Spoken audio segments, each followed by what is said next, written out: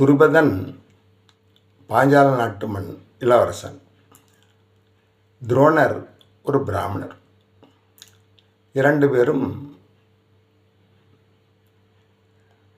தன்னுடைய கல்வியை கற்றுக்கொள்வதற்காக பரசுராமருடைய ஆசிரமத்திற்கு செல்கிறார்கள். பரசுராமருடைய ஆசிரமத்தில் செல்கின்ற பொழுது பரசுராமர் சொல்லுகிறார், நான் பிராமணர்களுக்கு மட்டுமே குருவாக இருந்து என்னுடைய கலைகளை கற்பிவேன், சத்திரியர்களுக்கு நான் செய்ய மாட்டேன் என்று சொல்கின்ற பொழுது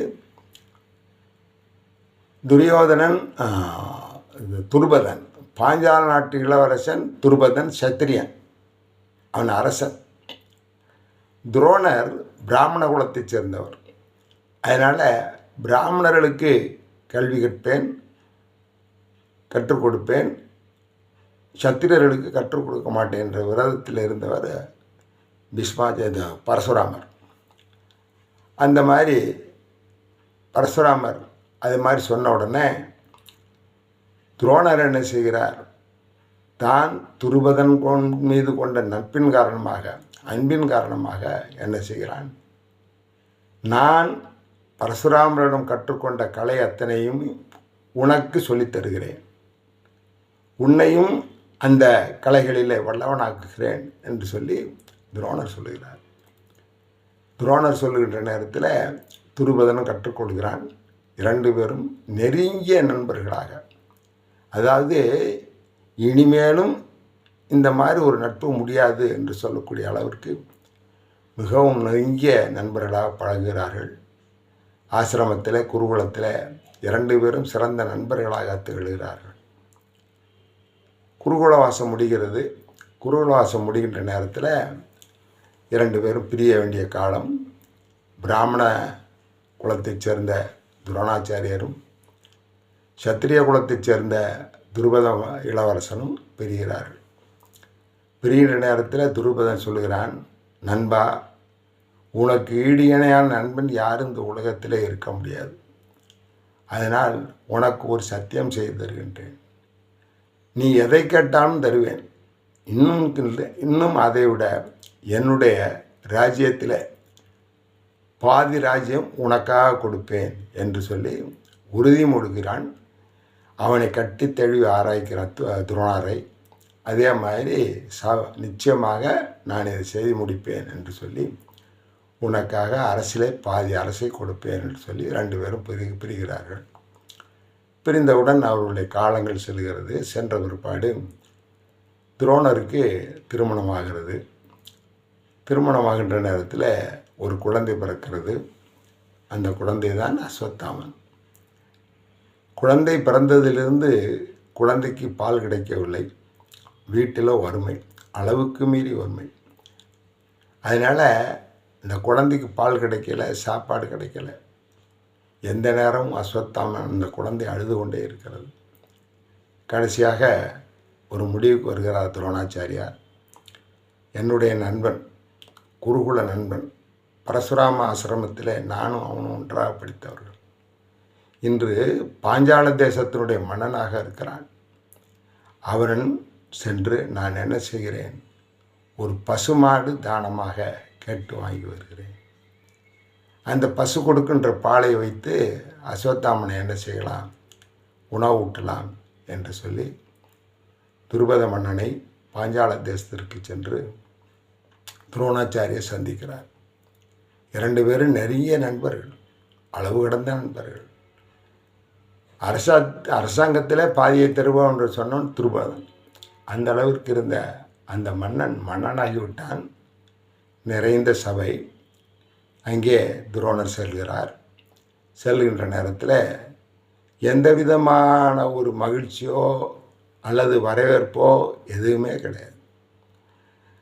துரோணாச்சாரியர் வருகிறது துருபதனுக்கு நன்றாக தெரிகிறது. இருந்தாலும் துருபதன் என்ன நினைக்கிறான், நான் நாடாளும் மன்னன், இந்த நாட்டுக்கு மன்னன், மற்றவர்களெல்லாம் என்னிடம் என்ன செய்ய வேண்டும், கைகட்டி சேவகம் செய்ய வேண்டும். அதனால் துரோணாச்சாரியரிடம் நீங்கள் யார், உங்களுக்கு என்ன தேவை என்று கேட்டான். அப்பொழுது துருபதா, நான் துரோணன், நீனும் நானும் நண்பர்கள், பரசுராம ஆசிரமத்தில் ஒன்றாக படித்தவர்கள். உனக்கு எல்லா விதமான கலைகளையும் கற்றுக் கொடுத்திருக்கிறேன். உன்னுடைய நட்பு மிகவும் ஆழமானது என்று நீனே பல தடவை சொல்லியிருக்கிறாய்.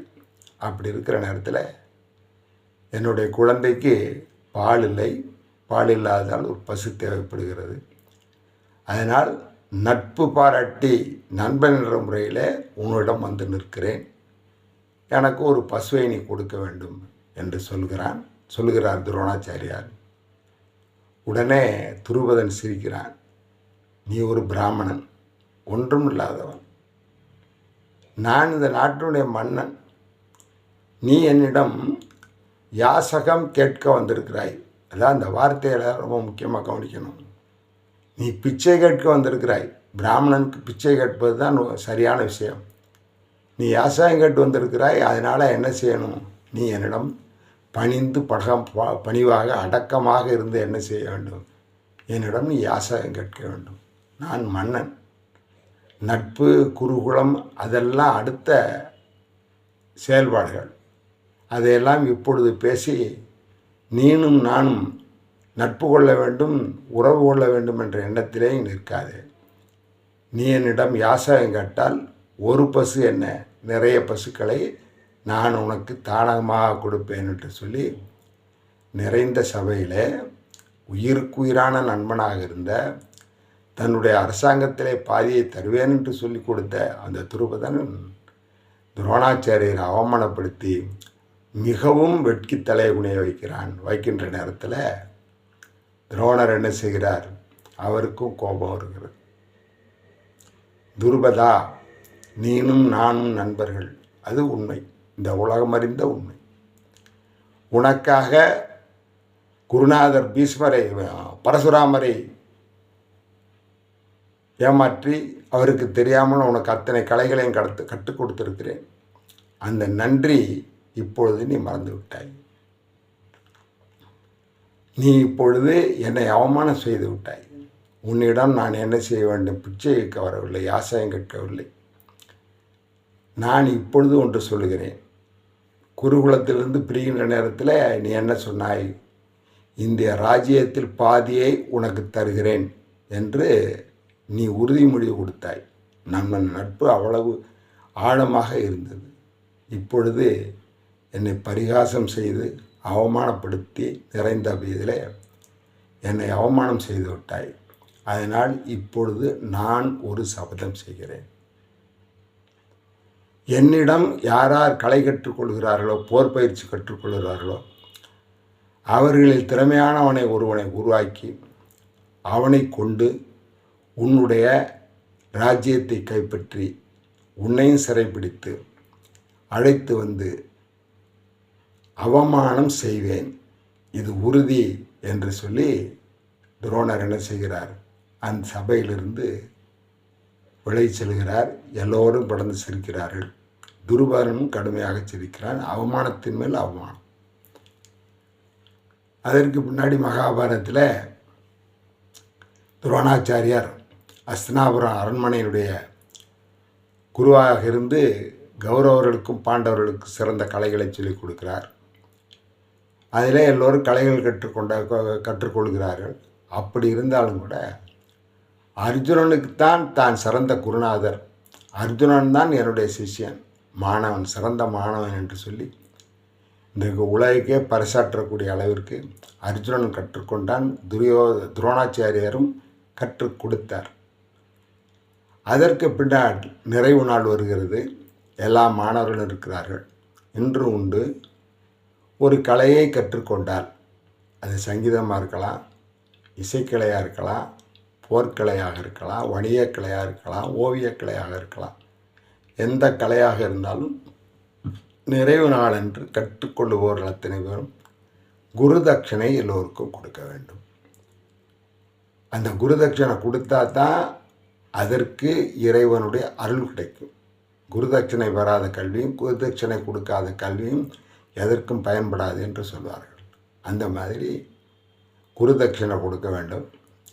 அப்பொழுது எனக்காக ஒரு குரு தட்சணை கொடுக்க வேண்டும், அதுவும் நான் கேட்டதை கொடுக்க வேண்டும் என்று சொல்கிற நேரத்தில் எல்லோரும் காத்திருக்கிறார்கள். அப்பொழுது அர்ஜுனன் என்ன செய்கிறான்? குருவே, தங்களுடைய கட்டளையை நிறைவேற்றுவேன், என்ன காணிக்க வேண்டும் என்று சொல்லுகின்ற நேரத்தில் பாஞ்சால தேசத்து மன்னன் துருபதன் மீது படையெடுத்து செல்ல வேண்டும், அந்த நாட்டை கைப்பற்ற வேண்டும், துருபத மன்னனை சிறைப்பிடித்து கொண்டு வந்து என்னுடைய காலியிலே கிடத்த வேண்டும் என்று சொல்லுகின்ற பொழுது எல்லாருக்கும் இது ஒரு அதிர்ச்சியாக இருக்கிறது. ஏன்னா பாஞ்சால தேசம் அஸ்தினாபுரத்தினுடைய நட்பு நாடு. நட்பு நாட்டின் மீது எப்படி படையெடுப்பது? அப்படி எல்லோரும் திகைத்து நிற்கின்ற நேரத்தில் அர்ஜுனன் என்ன செய்தான்? நான் உங்களுக்கு அந்த குரு தட்சிணையை அளிப்பேன், பாஞ்சால நாட்டை வெல்வேன், துருபத மன்னனை சிறைப்பிடித்து கொண்டு வந்து உங்களிடம் நிறுத்துவேன் என்று சொல்லி அப்படியே படையெடுத்து சென்றான். போர் நடந்தது. போரிலே அர்ஜுனன் வெற்றி பெற்று என்ன செய்தான்? பாஞ்சால மன்னனை துருபதனை சிறைப்பிடித்து கொண்டு வந்து துரோணரிடம் ஒப்படைத்தான். அப்பொழுது துரோணர் என்ன செய்கிறார்? துருபதா, இன்றும் நான் உன்னை நண்பனாக நிற்கிறேன். நீ தோற்றுவிட்டாய், உன்னுடைய நாடு தோற்கடிக்கப்பட்டது. என்னுடைய சிஷ்யன் அர்ஜுனன் என்ன செய்தான்? உன்னை வென்று விட்டான். நீ எனக்கு இப்பொழுது அடிமை. அதனால் அடிமைங்கிறதுக்காக நான் விட்டு விடவில்லை, ஆனால் நட்பை பாராட்டுகிறேன், நண்பனை விரும்புகிறேன். அதனால் இந்த பாஞ்சால தேசத்தினுடைய பாதியை நீ தருவதாக சொன்னால் இப்பொழுது நான் உனக்கு தருகிறேன். பாஞ்சால நாட்டிலே பாதி ராஜ்யம் உனக்கு, பாதி ராஜ்யம் எனக்கு என்று சொல்லி துரோணாச்சாரியர் சொல்லுகிறார். அதற்கு பின்னாடி அவன் ஒரு சபதம் செய்கிறான். யார் அர்ஜுனன் உனக்கு சிஷியனாக இருந்து என்னை சிறைப்பிடித்து வந்து உன்னிடம் நிறுத்தி என்னை அவமானப்படுத்தினானோ அவனையே நான் என்ன செய்வேன்? மருமகனாக ஏற்று அந்த மருமகன் மூலமாக உன்னை என்ன செய்வேன்? கொல்லச் செய்வேன் என்று சொல்லி அவன் ஒரு சபதம் செய்கிறான்.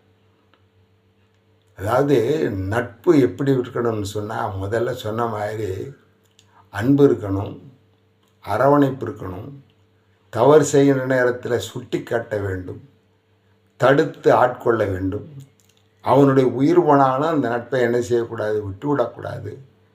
அதற்காக எல்லாவற்றையும் இழக்கலாம். நண்பர்களுக்குள்ள கோபம் வரும், நண்பர்களுக்குள்ள பிரச்சனை வரும். அந்த நேரத்தில் என்ன செய்யணும்?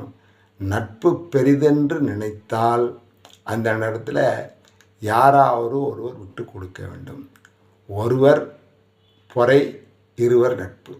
ஒருவர் பொறைன்னு அர்த்தம், ஒருவர் பொறுமையாக இருந்தால் 2 பேரும் நட்பு கொள்ளலாம்.